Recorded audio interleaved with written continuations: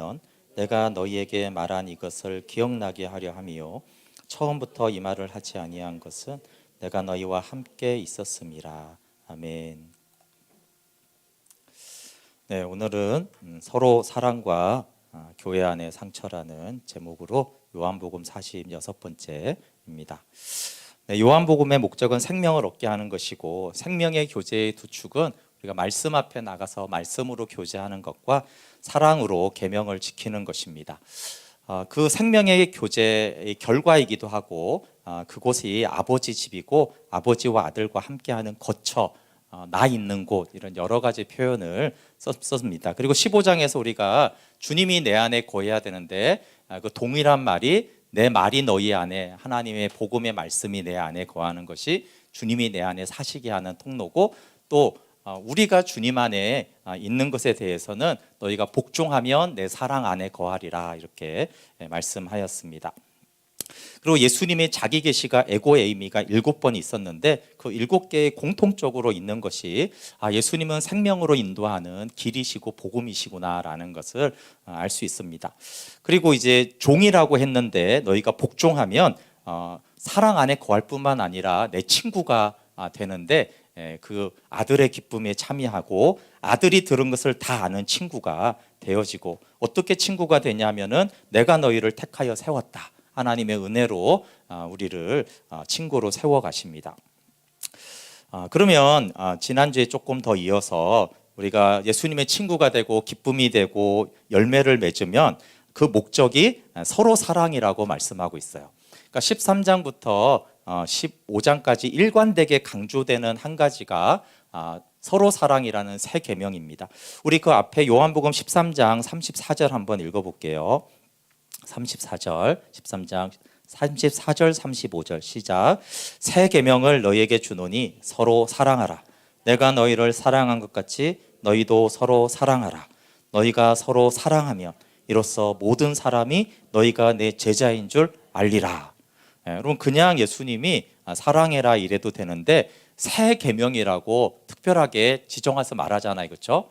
내가 새 계명을, 너무 중요하다라는 거죠. 특별히 중요한데 서로 사랑하라 그러고 서로 사랑을 한 절에 3번 서로 사랑하라고 말씀하셨어요. 그러니까 서로 사랑하라고 한 다음에 거처를 함께한다, 포도나무의 가지, 너희가 내 안에 내가 너희 안에 내 기쁨을 주고, 이런 거 쭉 말씀하신 다음에 이제 15장 12절 한번 같이 읽어볼게요. 15장 12절 시작. 내 계명은 곧 내가 너희를 사랑한 것 같이 너희도 서로 사랑하라 하는 이것이니라. 혹시 앞에 그 새 계명 잊어버릴까봐 쭉 얘기하고 계명 얘기하다가 근데 아까 내 계명은 다른 게 아니라 서로 사랑하라고 한 그거야 라고 또 강조하자. 그 다음에 너희는 내 친구라, 아버지께 들은 것을 너희가 다 알게 하였다라는 말씀이 나옵니다. 그 다음에 또 15장 17절 같이 읽어볼게요. 시작. 내가 이것을 너희에게 명함은 너희로 서로 사랑하게 하려 함이라. 새 번역은 내가 너희에게 명하는 것은 이것인데 너희는 서로 사랑하여라. 그러니까 예수님이 내가 너에게 새 계명을 주는데 너에게 특별히 명하는 게 있는데 그건 서로 사랑하라는 거야 라고 9절로 이렇게 3번이고요, 그렇죠? 13절에는 3번 말하니까 5번이나 서로 사랑하라. 그러니까 서로 사랑해라 그리고 하나님과의 관계를 말하고, 또 서로 사랑하라 그리고 하나님과의 관계를 말하고, 또 서로 사랑하라 이렇게 말해요. 그러면 이제 사랑하고 하나님과의 관계인지 하나님과의 관계와 서로 사랑인지 어디가 매듭이냐면 서로 사랑이 매듭이에요. 그러니까 결론을 서로 사랑하라. 15장 17절이 결론이에요. 이제 14장과 15장의 1차적인 마무리가 15장 17절로 끝나요. 그럼 18절부터가 오늘 읽은 본문인데 18절부터 16장 4절 전체가 어떤 내용이냐면 미움과 박해에 대한 내용이에요. 그러니까 내용이 확 달라져요. 지금까지 함께, 연합, 생명, 기쁨, 열매, 가지, 함께 연합하는 얘기 쭉 했어요, 그렇죠? 근데 이 얘기가 이제 딱 끝나는 부분이 15장 17절이고 이제 너에게 박해가 있을 거야 라고 하는데, 그러니까 이 14장부터 15장까지 긴 내용이 이제 17절로 끝나는 거예요. 17절이 뭐라고요? 마지막에 내가 지금까지 쭉 얘기하고 내가 명하는 게 있는데 그건 서로 사랑하라는 거야 라고 말하는 거예요. 그러니까 서로 사랑을 굉장히 강조합니다. 그러니까 예수님이 가장 기뻐하는 계명이 뭔지를 알 수 있죠.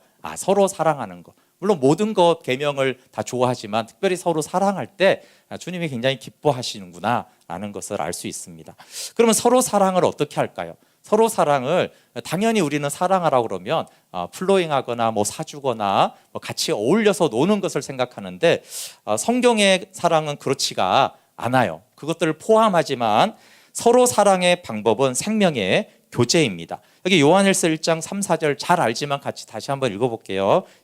먼저 이게 요한복음 15장 1절부터 11절이 예수님이 우리를 사랑하는 포도나무의 가지거든요. 그 내용하고 요 내용에 유사성이 있는 건지 한번 찾아보세요. 같이 읽어볼게요. 시작. 우리가 보고 들은 바를 너희에게도 전함은 너희로 우리와 사귐이 있게 하려 함이니 우리의 사귐은 아버지와 그의 아들 예수 그리스도와 더불어 누림이라. 우리가 이것을 쓰면 우리의 기쁨이 충만하게 하려 함이라. 15장 1절부터 11절이 포도나무의 가지 관계를 여러 가지로 설명했어요. 그러니까 예수님과 우리의 관계성을 많이 말했어요. 그렇죠? 근데 요한일서는 뭘 말해요? 우리와의 사귐, 영생의 교제 사귐을 말하죠. 그 다음에 그 요한복음 15장에서 11절이 어떻게 끝나냐 하면은 내 기쁨을 너희에게 충만하게 하려 한다라고 끝나요. 근데 4절에 어떻게 끝납니까? 왜 이렇게 쓰냐 하면은 왜 생명의 교제를 하자고 그러냐면 우리의 기쁨을 너희에게 충만하게 하려 합니다. 그러니까 예수님이 이랬잖아요. 그냥 서로 사랑하라고 하지 않았고 내가 너희를 사랑한 것 같이 그 방식으로 사랑하라 그랬잖아요. 그렇죠? 그럼 예수님이 우리를 사랑하셨는데 물론 아까 말한 대로 다양하게 사랑했어요. 그렇죠? 기적도 행하시고 병든 자도 고치시고 사랑하셨지만 지금 예수님이 우리를 가장 사랑한 것은 어떤 거예요? 물론 사건으로는 십자가지만 관계하는 것을 사랑했단 말이에요. 너희가 내 안에 있고 내가 너희 안에 있는 이게 내가 너희를 향한 가장 큰 사랑이야. 그러니까 십자가와 부활조차도 목적이 뭐예요? 너희가 내 안에 있고 내가 너희 안에 있는 이 영생의 사귐, 영생의 교제를 내가 가장 먼저 사랑한 것으로 준 것이다. 그 다음에 함께 식사도 하시고 그 다음에 돕기도 하셨죠. 먹는 것도 주셨어요. 그러니까 예수님이 우리를 어떻게 사랑했는지와 똑같은 방식으로 사랑하기 때문에 그리스도인들도 어떻게 처음에 해야 되는 것이 생명의 교제예요. 근데 이 생명의 교제의 목적이 뭐라고요? 우리의 기쁨을 너에게 충만하게 해주려고. 주님과 우리가 교제할 때 주님은 내 기쁨을 우리에게 충만하게 해주려고 교제하자고 부르시는 거예요. 이 예배도 마찬가지죠. 너희가 예배해라. 내 기쁨을 너에게 주고 싶다. 그러니까 우리가 서로 교제합시다. 왜요? 내 안에 내가 하나님 만난 그 기쁨을 당신에게 주고 싶습니다. 목적이 그런 사랑인 거예요. 그러니까 우리도 같은 방법으로 사랑해야 됩니다. 먼저 생명의 교제를 하고 서로 떡을 떼고 함께하고 구제하고 플로잉을 하고 도와줘야 됩니다. 차이점은 있어요. 차이점은 뭐냐 하면 예수님은 우리를 먼저 사랑했어요. 그렇잖아요. 우리가 사랑할 수 없기 때문에 예수님은 먼저 사랑으로 너희가 사랑을 받았으니 너희도 나를 사랑하라는 것이지만 이제 성도에게는 뭐라고 그래요? 너희는 서로 사랑해야 돼. 너희는 누가 먼저 사랑하고 그걸 받아서 사랑하고 그렇게 하는 게 아니야. 내 사랑을 받은 너희들은 서로 사랑해야 된다. 그러나 나는 너희를 먼저 사랑한다. 십자가로 너희가 죄인 되었을 때 나는 너희를 먼저 사랑한다. 그러니까 그것만 다르고 방식은 같다라는 것이죠. 그러니까 서로 사랑과 교회 세우기의 시작과 핵심은 생명의 교제인 것입니다. 그리고 서로 사랑을 왜 하라고 하냐 하면은 하나님의 영광을 보기 위해서라고 말할 수 있어요.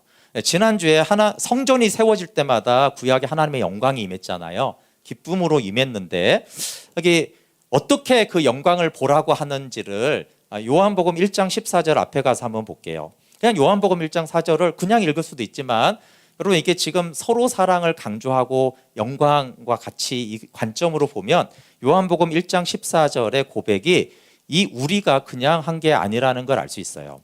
1장 14절 같이 읽어볼게요. 시작. 말씀이 육신이 되어 우리 가운데 거하심에 우리가 그의 영광을 보니 아버지의 독생자의 영광이요 은혜와 진리가 충만하더라. 우리가 이제 그 습관적으로 우리가 우리라는 말을 쓸 수 있어요. 그렇죠?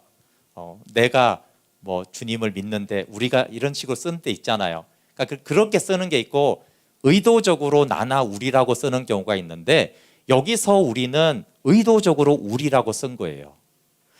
그러니까 말씀이 육신이 되어 생명의 교제를 하는 우리 가운데 거하심에 이 말이에요. 그리고 생명의 교제를 하는 우리가 하나 된 우리가 그의 영광을 보니 은혜와 진리가 충만하더라는 거예요. 제가 왜 이렇게 해석하냐 하면 이게 요한복음 전체의 메시지가 이런 방식이기 때문에 그래요. 그럼 1장 14절도 그 요한 공동체의 결과거든요. 그러니까 1장이 결과를 말하고 이제 쭉 말하는 거예요. 그렇죠? 그래서 쭉 말한 결과가 1장이에요. 그러니까 영광을 봤다. 이게 17장에서 말하는 영광과 같은 내용이에요. 그러니까 17장의 기도가 응답이 된 게 1장 14절이거든요. 그럼 1장 14절과 17장은 내용이 같을 거 아니에요. 그렇죠? 그럼 17장으로 한번 가볼게요. 17장 21절부터 24절을 읽는데 아버지와 아들의 대화에서 가장 중심적이고 가장 하나님과의 대화라고 그랬어요. 여기서 가장 핵심적인 내용이 21절부터 24절인데 여러분이 여기서 서로 사랑과 관계된 것과 영광이라는 것을 주의해서 한번 읽어보세요. 같이 읽어볼게요. 21절부터 시작. 아버지여, 아버지께서 내 안에 내가 아버지 안에 있는 것 같이 그들도 다 하나가 되어 우리 안에 있게 하사 세상으로 아버지께서 나를 보내신 것을 믿게 하옵소서. 내게 주신 영광을 내가 그들에게 주었사오니 이는 우리가 하나가 된 것 같이 그들도 하나가 되게 하려 함이니이다. 곧 내가 그들 안에 있고 아버지께서 내 안에 계시어 그들로 온전함을 이루어 하나가 되게 하려 함은 아버지께서 나를 보내신 것과 또 나를 사랑하심 같이 그들도 사랑하신 것을 세상으로 알게 하려 함이로소이다. 아버지여, 내게 주신 자도 나 있는 곳에 나와 함께 있어 아버지께서 창세전부터 나를 사랑하심으로 내게 주신 나의 영광을 그들로 보게 하시기를 원하옵나이다. 아멘. 여기 서로 사랑이 들어가 있나요? 예, 여기 하나가 되게 하십시오. 어떻게 하나가 돼요? 예수님과 사랑함으로 하나가 되잖아요. 그렇죠? 그러면 교회 공동체가 어떻게 사랑하냐 하면은 내가 너희를 사랑같이 너희가 서로 사랑하면 하나가 돼요. 그러니까 여기에 21절에 그들도 하나가 돼요. 그렇죠? 하나됨, 서로 사랑을 말하죠. 22절에 우리가 하나 된 것 같이 그들도 하나가. 아버지와 아들이 어떻게 하나가 됐어요? 그렇죠? 그 하나 된 것처럼 서로 사랑함으로 우리가 하나가 되게 하려 함입니다. 23절에 또 하나가 나오죠. 그렇죠? 주님, 내가 그들 안에 있고 아버지께서 내 안에 계시어 그들로 온전함을 이루어 하나가 되게 하. 이거는 14장 20절에서 추가된 거예요. 자, 14장을 할 때 이랬어요. 아버지가 아들 안에 있고 아들이 아버지 안에 있다가 먼저 나왔어요. 그렇죠? 아버지와 아들의 관계가 먼저 나왔어요. 근데 20절에 그날이 되면 뭐가 달라져요? 너희가 내 안에 들어가 있다는 걸 알게 되죠. 그렇죠? 근데 여기 사실 너희는 단수형에 가까워요. 우리 각자가. 근데 이제 17장에 오면 여기 들어가 있는 게 내가 아니라 우리예요. 우리. 그것도 어떻게 해요? 아버지와 아들의 사랑, 서로 사랑으로 하나가 된 그들이 아버지와 아들 안에 들어가 있는 거예요. 자, 쉽죠? 아버지와 아들이 있다가 성령이 오시면 네가 거기 있는 걸 알게 될 거야. 근데 더 가보니까 뭐예요? 네가 아니고 교회 공동체가 그 안에 들어가 있는 거. 이게 최종적인 완성된 영광이거든요. 그러니까 이렇게 점진되죠. 계시가. 그러니까 3번이나 아들 안에서 그들도 하나가 되게 해달라고 그래요. 근데 하나가 되게 해달라는 게 그런 목적인 것처럼 보이지만 24절에 이제 그 중에서 가장 중요한데 마지막에 어떻게 내게 주신 나의 영광을 누가 봐야 돼요? 그들인데 이 그들은 앞에서 몇 번이나 어떤 그들이라고요? 하나 된 그들. 또 어떻게 하나 됐다고요? 아버지와 아들처럼 하나가 된 그들. 아버지와 아들처럼 하나가 된 그들이 그들의 상태로 아버지의 영광을 보게 해 주십시오. 이렇게 말해요. 그러니까 하나가 되어서 영광을 봐야 되고, 그럼 하나가 되어서 영광을 보면은 그게 사도행전 2장과 4장의 결과로 나오죠. 서로 떡을 떼고 물건을 서로 통용하고 구원받는 자가 날마다 더해요. 제가 이제 세상으로 알게 한다라는 것을 강조 안 했지만 그게 이제 구원받는 자들이 날마다 더하더라. 사도행전 2장과 4장에 요게 그대로 실제가 됩니다. 그럼 우리가 서로 사랑하려고 노력하는데 생명의 교제가 없으면 이 서로 사랑, 인간적인 사랑이 되기 때문에 반드시 한계에 봉착을 해요. 근데 또 하나가 있는데 우리가 복음을 통해서 하나님의 영광을 본다고는 하는데 서로 사랑하지 않아요. 그러면 그 영광의 깊이가 한계에 봉착하게 돼 있어요. 그래서 주님이 지금 뭐라고 하냐 하면은 서로 사랑과 영광이 선순환을 하고 있는 거예요. 자, 22절을 다시 보세요. 영광을 준다는 거예요. 내게 주신 영광을 내가 그들에게 주었어요. 왜 주었다고 그래요? 이는 왜 주었냐 하면 우리가 하나 된 것 같이 그들도 하나가 되게 하려고. 그러니까 영광을 준 이유를 하나가 되게 하려 함이라고 말하고 있어요. 그리고 15장에서도 그러니까 그러면 영광, 즉 사랑, 기쁨, 열매를 말하면서 내 계명은 서로 사랑하는 거다. 그러니까 영광의 결과물이 서로 사랑인 거예요. 그러면 24절은 뭐냐 하면 서로 사랑하게 된 그 하나 된 그들이 영광을 보는 거예요. 그렇죠? 그러니까 영광을 본 그들은 하나가 되게 하려고 영광을 보여줬고 하나가 된 그들은 아버지가 창세전부터 준 그 영광을 보기를 원합니다. 이렇게 돼 있잖아요. 그렇죠? 그러니까 영광은 서로 사랑으로 가고 서로 사랑이 인간적인 게 아닙니다. 생명의 교제의 그 서로 사랑은 다시 창세전의 영광을 보게 하는 거예요. 이게 계속 선순환을 하는 거예요.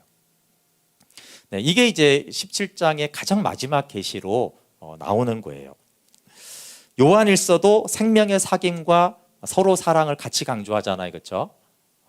그러니까 영광을 보는 생명의 교제와 서로 사랑은 깊은 연관성이 있어요. 그래서 서로 사랑과 영광이 깊이 연관이 있다라는 것이 일단 13장부터 15장의 17장까지의 결론이에요. 결론. 근데 이제 오늘 본문부터 달라져요. 우리가 열매를 맺고 서로 사랑하고 주의 영광을 보면 우리는 사람들이 우리를 칭찬할 걸 기대하잖아요. 근데 주님이 그 반대가 될 거라고. 너희가 열매를 맺고 내 친구가 되고 주의 영광을 보게 되어지면 너희는 미움을 받을 거라는 거예요. 왜 미움을 받아요? 15장 18절 19절에 그 내용이 나오죠. 세상이 너희를 미워하면 너희보다 먼저 나를 미워한 줄을 알라. 너희가 세상에 속하였으면 세상이 자기의 것을 사랑할 것이나 너희는 세상에 속한 자가 아니요 도리어 내가 너희를 세상에서 택하였기 때문에 세상이 너희를 미워하느니라. 왜 미워하냐 하면은 열매 맺고 기쁘고 이게 문제가 그게 잘못돼서가 아니라 내가 너희를 택하여서 너희가 세상에 속하지 않았기 때문에 세상이 너희를 미워한다는 거예요. 예수님을 미워한 이유와 똑같은 거예요. 특별한 이유는 없어요. 뒤에 보면은 이유 없이 미워한 것을 박해한 것을 응하게 하려 합니다. 이렇게 말하거든요. 그러니까 속하지 않았기 때문에 영적으로 이게 다르기 때문에 세상 사람들은 우리를 싫어하게 돼 있다는 거예요. 뭔가 기분이 나빠. 이렇게 되는 거죠. 그래서 미움받을 때 세상이 먼저 예수님을 미워한 것을 기억하라는 거예요. 그러니까 이게 이상한 일이 아니라 세상이 예수님을 미워했지. 그럼 예수님과 연합된 나도 미움을 당하겠구나. 그러니까 이 말은 당황하지 말고 어떻게 이 기쁨이 충만한 나를 미워할 수가 있어. 이렇게 하지 말라는 거예요. 그런 일이 있을 수 있고 있겠다고 한다라는 것을 말합니다. 그리고 주님의 고난이 생명을 주었듯이 우리의 고난은 생명을 줍니다. 그래서 고린도후서 4장 12절에 그런즉 사망은 우리 안에서 역사하고 생명은 너희 안에서 역사한다고 그랬어요. 그러면 이제 열매가 나타나면 정확하게는 두 가지 현상이 동시에 나타나는데 그게 20절에 나와요. 20절 같이 읽어볼게요. 시작. 내가 너에게 종이 주인보다 더 크지 못하다 한 말을 기억하라. 사람들이 나를 박해하였은즉 너희도 박해할 것이요 내 말을 지켰은즉 너희 말도 지킬 것이라. 예수님의 삶에 두 가지가 나타났다는 거. 하나는 뭐예요? 나를 박해한 자들이 있었고 내 말을 듣고 생명 얻은 자들이 있었다는 거예요. 근데 너희가 열매를 맺는 포도나무의 가지가 되면 어떻게 돼요? 똑같이 너희를 박해하는 자들이 있을 것이고 또 너희가 전하는 복음을 듣고 생명 얻는 자들이 있을 거다. 이 두 가지 현상이 같이 일어날 거라는 거예요. 근데 왜 이게 중요하냐 하면은 우리가 열매가 있고 기쁨이 있고 주의 영광을 보면 우리는 박해가 올 것을 전혀 예상하지 못하고 내 말을 듣고 생명 얻은 자들만 있을 거라고 생각하기 때문에 이 말씀이 중요한 거예요. 그러면서 이게 세상이 우리를 미워하는 거 그럴 수 있지 이렇게 생각해요. 직장에 나가면 세상 사람들이 우리를 미워할 수 있지 이렇게 생각하는데 주님이 그것도 맞는데 더 심각한 거는 그게 교회 안에 들어와 있는 세상이 있다라고 하는 거예요. 교회 안에 세상이 와 있다, 들어와 있다라고 말씀하는 거예요. 그게 21절입니다. 같이 한번 읽어볼게요. 시작. 그러나 사람들이 내 이름으로 말미암아 이 모든 일을 너에게 하리니 이는 나를 보내신 이를 알지 못함이라. 이 모든 일은 앞에 너희를 미워하고 박해하는 일이에요. 근데 이 박해하고 미워하는 일을 누구의 이름으로 해요? 예수 그리스도의 이름으로 예수님과 연합된 자들을 미워하고 박해하는 일이 일어날 거라는 거예요. 이 역사는 그냥 얘기하지 않을게요. 역사에서는 문자 그대로 이런 일이 많이 일어났습니다. 카톨릭도 기독교인을 엄청 죽였지만 사실 부끄럽지만 기독교인들도 기독교인들을 많이 죽였어요, 유럽에서. 근데 이제 그런 역사 말고 그냥 한국 교회 현재 우리의 현실에서도 예수 이름으로 믿는 자를 박해하는 일은 많습니다. 그럼 아주 소수만이 교회 안에 자기를 위해서 상처를 주지만 대부분은 내가 하나님을 위해, 교회를 위해, 그리고 막 반대하고 부딪히고 그런 경우가 많아요. 그러니까 예수의 이름으로 미워하고 박해하는 일들이 많이 일어납니다. 그럼 전에 발음이 도스토예프스키, 왜 이렇게 어려울까요? 까라마조프의 형제들의 그 대신문관 얘기 들었잖아요.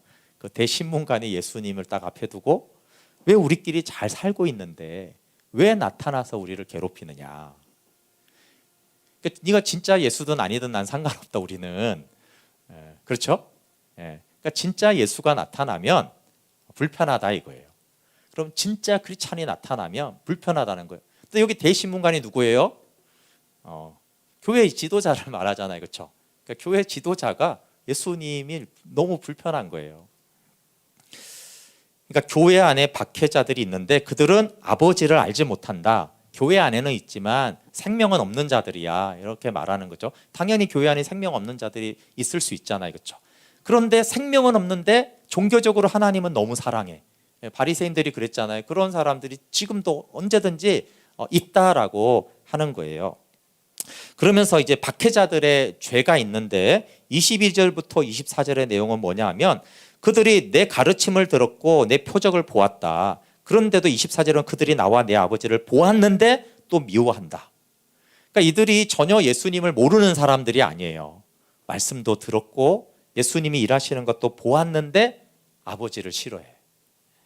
종교적으로만 하지 사실은 생명의 교제로서의 하나님은 싫어해요. 그래서 그들에게 죄가 있다는 거예요.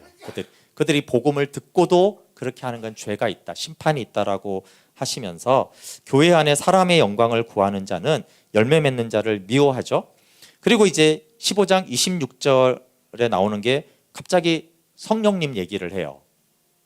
그럼 박해와 박해 사이에 성령님을 얘기하는 이유는 성령님이 박해를 견디게 해주고 도와준다라는 의미가 있어요.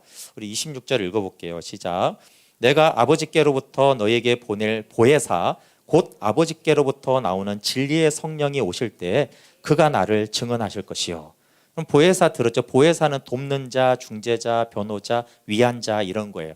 그러니까 성령님은 모든 면에서 우리를 돕는 보혜사시죠. 일단은 그 다음에 좀 더 구체적으로 진리의 성령, 진리를 알게 하는 성령께서 나를 증언해 줄 것이다. 그러니까 박해받은 제자들에게 예수님을 더 알게 해서 박해를 견디게 해줄 것이다 라고 성령의 도우심이 그 박해에도 있다라고 하시며 27절에는 너희도 처음부터 나와 함께 있음으로 증언하느니라. 그러니까 성령님의 도움으로 박해를 견딘 제자들은 마찬가지로 예수님을 증언하고 또 핍박받는 성도들을 돕는 역할을 너희도 할 거야. 성령님이 한 걸 너희도 할 거야. 이렇게 말씀하세요. 그러면서 이게 그러면 끝났잖아요. 여기서 끝났어요. 박해가 있을 거고 박해자들은 심판을 받을 거고 근데 박해가 있을 때 성령님이 너희를 도와줄 거야. 그럼 얘기가 매듭됐잖아요. 근데 16장에 다시 박해 얘기를 또 하세요. 무슨 말씀이냐면 강조를 다시 하고 있어요. 얘기가 끝났는데 또 하고 있습니다. 왜냐하면 중요하기 때문에 그렇습니다. 이 부분이 아주 중요해요. 16장 2절 3절 같이 읽어볼게요. 시작. 사람들이 너희를 출교할 뿐 아니라 때가 이르면 물은 너희를 죽이는 자가 생각하기를 이것이 하나님을 섬기는 일이라 하리라. 그들이 이런 일을 할 것은 아버지와 나를 알지 못함이라. 네, 제가 이걸 준비할 때 처음에 이렇게 본문을 읽고 좀 걱정이 됐어요. 그걸 어떻게 설교를 하지? 16장 저 뒤까지 본문을 길게 잡을까? 이렇게 하다가 왜 그러냐면 13장부터 엑기스와 같은 말씀들이 있잖아요. 주님과의 연합에 대해서 어떻게 주님과 동행하고 하나가 되는지에서 너무나 엑기스와 같은 중요한 말씀이 쭉 되다가 갑자기 이제 5장 18절부터 박해 얘기가 나오는 거예요. 근데 이거 그냥 짧게 얘기하고 넘어가면 될 것 같은데 너무 주님이 길게 말씀하셨어요. 한 2줄 말씀하시고 그럼 저도 2줄 설명하고 또 주님과의 연합 얘기를 하면 될 것 같은데, 그래서 처음에는 이렇게 그렇게 생각을 했어요. 근데 제가 다시 이 말씀을 준비하고 또 준비하면서 주님이 이 박해를 왜 이렇게 길게 반복해서 자세하게 설명하는지 이게 너무 중요한 내용이라는 걸 좀 이해를 하게 됐어요. 그럼 우리가 건강 제가 강의를 하게 되어지면 딱 2가지 전달합니다. 하나는 뭐예요? 건강해지는 법. 이렇게 먹고 자고 운동하시면 건강해집니다라는 걸 설명하겠죠, 그렇죠? 근데 또 반드시 설명하는 게 뭐예요? 건강을 해치는 거. 여러분 스트레스 받으시고 비만 되시고 이러이런 습관을 가지시면 건강이 굉장히 나빠집니다. 2가지를 얘기합니다. 건강해지는 걸 더 많이 설명하고 건강이 나빠지는 것도 들어가서 잠깐 설명해요. 예수님이 어떻게 말하냐면 하나님의 영광을 보고 서로 사랑하는 내용을 쭉 얘기하는데, 이거를 진짜 얘기하려면 서로 사랑을 파괴하는 것, 영광을 보지 못하게 하는 것도 얘기해 줘야죠. 그렇죠? 이거 굉장히 위험해. 이거 하면은 내 영광을 보고 사랑하게 되는데 이런 일이 일어날 거야. 근데 여러분 우리가 살다 보면 건강이 해치워지는 일이 일어나잖아요. 그렇죠? 갑자기 교통사고가 날 수도 있고 암이 걸릴 수도 있고 코로나가 걸릴 수도 있는 거예요. 그러니까 그런 거에 대해서 당연히 일어나기 때문에 그때에 대해서도 알려주는 거죠. 그러니까 의사와 병원이 필요한 거예요. 그래서 15장 18절부터 21절에 이미 말씀하셨는데 똑같이 반복을 하세요. 왜 그러냐면 서로 사랑의 최대의 적이 있다라는 거예요. 서로 사랑하라고 했는데 이게 중요한데 그냥 서로 사랑하라고 하면 사랑이 그냥 잘 되느냐? 그렇지 않고 서로 사랑을 아주 방해하는 것이 있다라고 말하는 거예요. 그게 뭐냐 하면 교회 안에서 미워하고 박해하는 일이 일어나는 거예요. 서로 사랑해야 될 그 교회 안에 미움이 있고 누군가가 누군가를 박해하는 일이 일어날 거라는 거예요. 근데 그러면 어떻게 사랑하게 되겠어요, 그게? 그러니까 이제 이 서로 사랑의 적을 말하는 거예요. 그러니까 한마디로 이게 우리가 쓰는 용어로 말하면 성도에게 받는 상처를 말하죠. 교회에 와서 성도에게 상처를 깊이 받았어. 그럼 서로 사랑해야 돼. 이게 너무 어려워진 거죠. 그걸 상처를 미움, 박해, 출교, 죽이기도 한다라는 거예요. 역사는 실제로 죽였기 때문에. 그래서 이 상처를 극복하지 못하면 예수님의 강조점은 영광과 서로 사랑인데 너희가 이 상처를 극복하지 못하면 서로 사랑도 안 되고 영광도 못 봐. 그러니까 상처가 있다라는 걸 알아야 돼. 이걸 이제 말하는 거예요. 그래서 상처를 반복합니다. 근데 왜 이걸 반복하는지를 직접 설명해 놓으셨어요. 내가 왜 박해, 미움 이런 얘기 하냐 하면 16장 1절에 설명을 해놨거든요. 같이 읽어볼게요. 시작. 내가 이것을 너희에게 이름은 너희로 실족하지 않게 하려 합니다. 그러니까 실족의 주범이 뭐라고요? 성도에게 받는, 교회 안에서 받는 상처라는 거예요.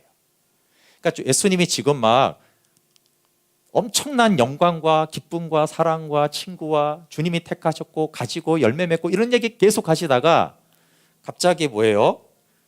근데 너희들 실족할 수 있어. 어떤 거요? 너희가 상처받으면 교회 안에서 믿는 자들끼리 교회 안에 상처를 받으면 뭐 앞에 있는 거 이거 싹 날아가고 완전히 실족할 수 있어. 그래서 내가 왜요? 실족하지 않게 하려고. 그런 일이 발생할 때 너희가 실족하지 않게 하려고 내가 지금 이 박해에 대해서 교회 안에 내 이름으로 미워하고 박해하는 일에 대해서 내가 지금 말하고 있다라고 말씀하고 있어요. 16장 4절도 보세요. 오직 너희에게 이 말을 한 것은 왜 박해에 대해서 말을 하냐면 너희로 그때를 당하면, 이런 일이 있어요 없어요? 당한다는 거예요. 있다는 거예요. 그때 그 일을 당하면 내가 너에게 말한 이것을 기억나게 하려 함이라. 그럼 우리가 교회 안에서 상처를 크게 받으면 어떻게 이런 일이 있을 수가 있어? 이러면서 그 사람 싫어하고 교회 싫어하고 교회 떠납니다. 근데 뭐라고요, 주님이? 그런 일이 일어날 거라고 내가 했잖아.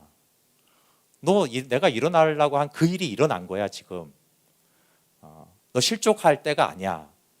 이렇게 기억해서 말한 거야 라고 하는 거예요. 그러니까 성도에게 받는 상처가 있다 없다? 있다. 그것도 꼭 있다. 꼭 있다. 그러니까 우리가 굉장히 크게 실수하는 게 있는데요. 교회 안에서 또는 성도에게 받는 상처를 예상하지 못해서 대비를 하지 못하는 거예요. 마치 무균실에 들어가 있는 것처럼 균들에게 너무 취약한 거예요. 건강한 쪽만 우리는 하지 이 건강을 해치는 쪽은 너무 취약한 거예요. 그래서 제가 여러분 이런 설교 들은 적 있어요. 지금 이것만 본문으로 여러분 교회 안에 반드시 상처받습니다. 반드시 여러분 괴롭히는 사람 나타납니다. 교회 안에는 이런 미움을 받습니다. 미움 받는 줄 아셔야 돼요. 근데 이런 것들을 그냥 지나가면서 말하거나 이미 상처받은 사람을 치유하는 얘기는 많은데 지금 예수님은 이 상처와 박해가 있기 전에 지금 잘 신앙생활 하는 사람들에게 말해주는 거예요. 지금 교회가 너무 즐거운 사람들에게 여러분에게 반드시 상처받는 일이 생길 것입니다.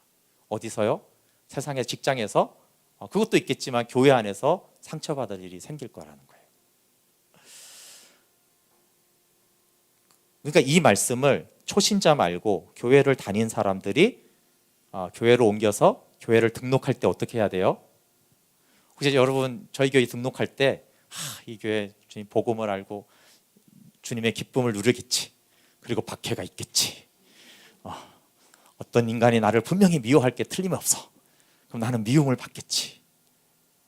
이 두 가지를 다 기대하고 등록하라는 거예요. 예수님 말씀이 그래요. 근데 그렇게 등록한 사람 있어요 없어요? 없어요. 그게 문제예요. 그러니까 이제 막 좋은 걸 기대했다가 물론 그것도 안 되면 문제지만 그거는 그래도 조금은 그 예비가 돼 있어요. 충분히 만족이 안 돼도 그냥 다녀요. 근데 분명히 미움 받을 거라고 했는데 누군가 나를 막 미워하고 막 모함하고 뒤에서 막 이렇게 하면은 이거 생각해 본 적도 없어요. 근데 주님이 너 등록할 때 그거 이미 있을 거라고 알고 등록해야지. 그리고 그런 일이 있을 때 성령이 너를 도운다고 했잖아. 여기까지 알고 그 공동체 안으로 사귐으로 들어가야 되는데 그런 거를 생각하지 않으니까 상처를 받으면 너무 큰 충격을 받아요.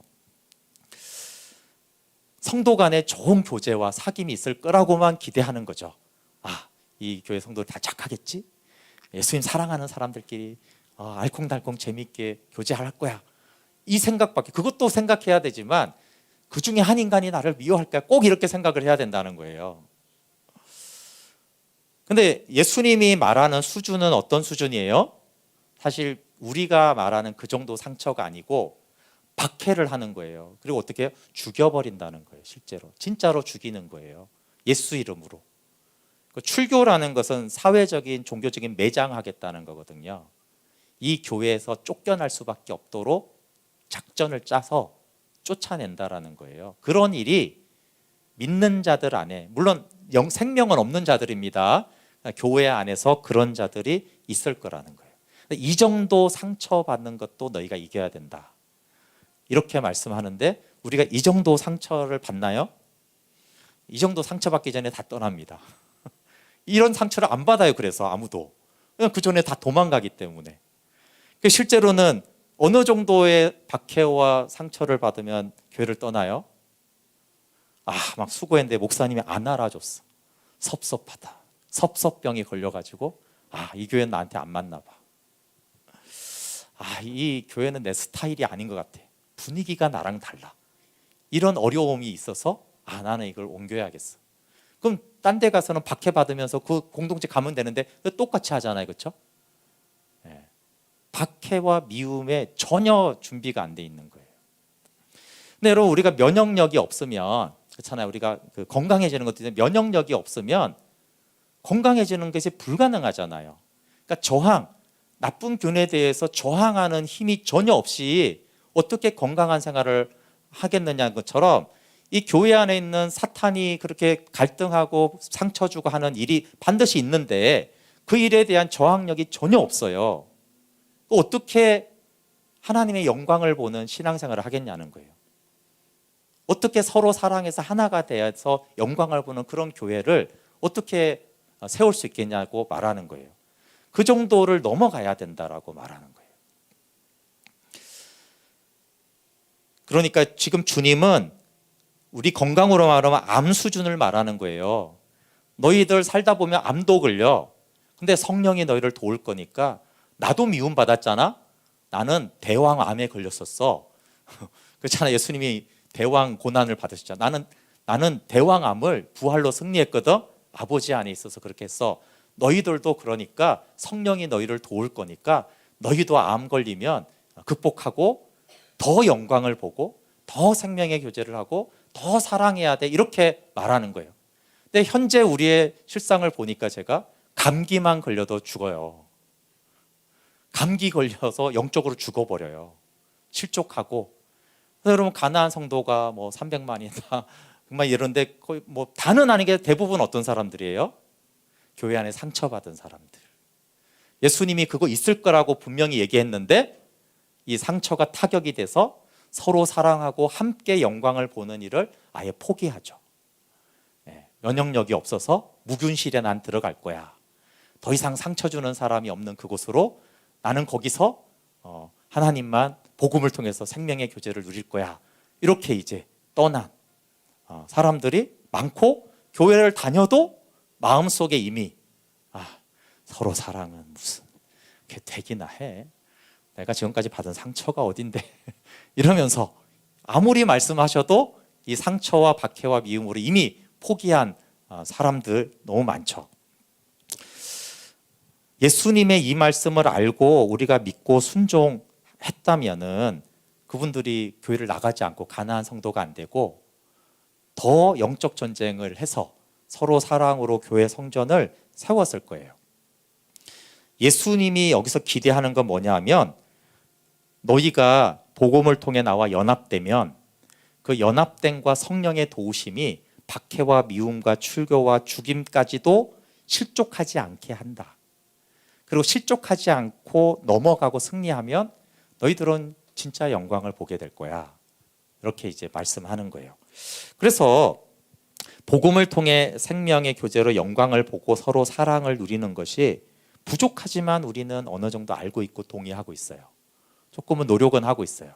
그런데 박해에도 상처를 받아도 실족하지 않고 나는 더 생명을 누리고 상처받아도 나는 더 사랑하리라에 대해서는 전무하죠. 완패요, 완패. 굉장히 성숙하고 이런 게 아니라 조금이라도 이런 거에 대해서 대비가 되고 있느냐 그러면 전무한 상태인 거예요. 그럼 사탄이 뭘 노리겠어요? 그러면 이렇게 싸움을 하든 이렇게 운동을 하든 요것만 넣으면 저 사람은 확실히 져. 그게 하나가 딱 있으면 게임을 이길 수가 없어요. 그렇잖아요. 서브를 이렇게 좀 다 봤는데 이렇게 딱 좀 있어서 항상 져. 그러면 분리할 때 항상 그 서브만 넣으면 이기잖아요. 그런 것처럼 이 상처와 박해 문제가 사탄이 역사하는데, 이 부분에서 완전한 그게 대비가 없으면 완패하는 거예요. 이 책이 정말 좋은 책인데, 얇으면서도 엄청나게 좋은 책인데, 이 책이 오늘 본문에 대한 책이에요. 크리스찬에게 못 박히다.